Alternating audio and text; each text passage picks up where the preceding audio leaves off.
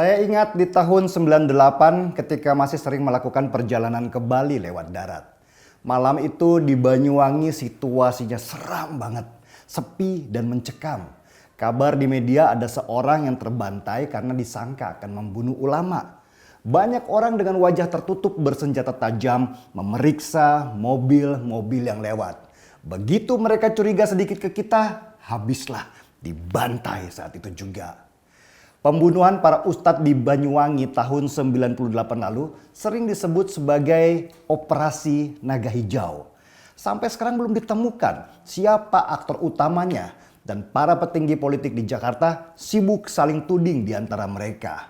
Sedangkan di masyarakat akar bawah, kecurigaan satu sama lain semakin tinggi. Ibarat gas yang dilepas ke alam bebas, tinggal sulut api sedikit, meledak dan terbakarlah kita. Tahun 2018 saat pilkada, situasi yang sama terjadi lagi. Kali ini di Jawa Barat. Tiba-tiba ada beberapa ustadz ditusuk orang yang tidak dikenal. Sesudah pelaku ditangkap, polisi pun kebingungan. Pelaku ternyata meracau kemana-mana. Sesudah dipanggil psikiater, akhirnya polisi mengambil kesimpulan. Penusuk itu mengalami gangguan jiwa.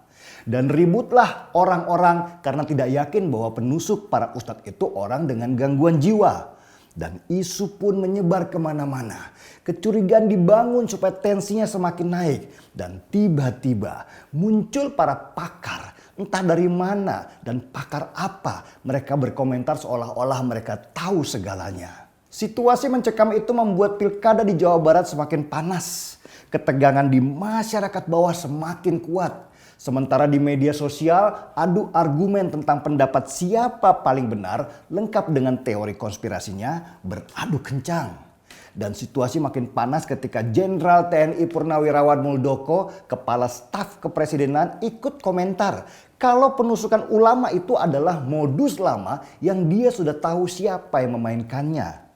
Orang kemudian semakin berspekulasi dan menduga-duga. Teori konspirasi pun semakin berkembang.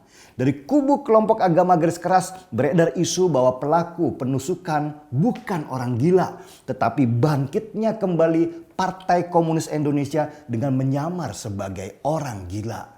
Narasi PKI membunuh ulama semakin kencang beredar di media-media sosial. Penusukan Syekh Ali Jaber di Lampung yang baru saja terjadi mempunyai narasi yang sama. Dia seorang ulama dan ditusuk oleh seseorang yang disebut dalam kondisi gangguan jiwa.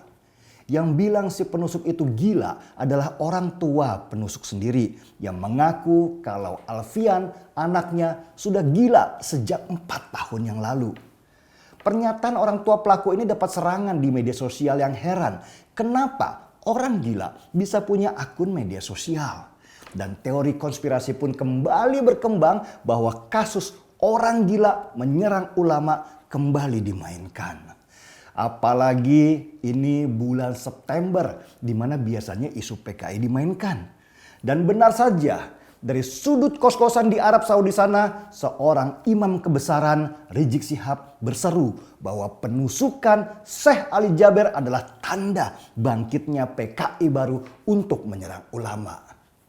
Memang menarik situasi ini mengingat pada situasi pandemi dan saat Indonesia sedang berada di pinggir jurang resesi, ada gerakan-gerakan politik untuk semakin mericuhkan suasana.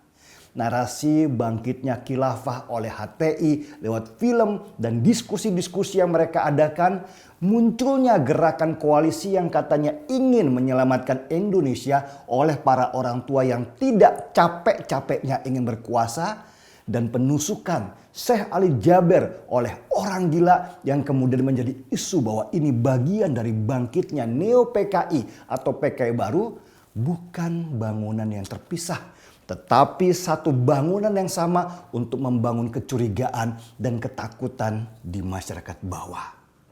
Hati-hati, bisa jadi penusukan Syekh Ali Jaber dengan modus operasi orang gila ini bukan satu-satunya. Belajar dari kasus 98 dan kasus 2018 akan ada kasus penusukan yang serupa untuk membuat rakyat Indonesia saling mencurigai satu sama lainnya dengan tujuan membuat ketegangan dan kerusuhan dengan modus SARA. Siap-siap kita pantau terus sambil seruput kopinya.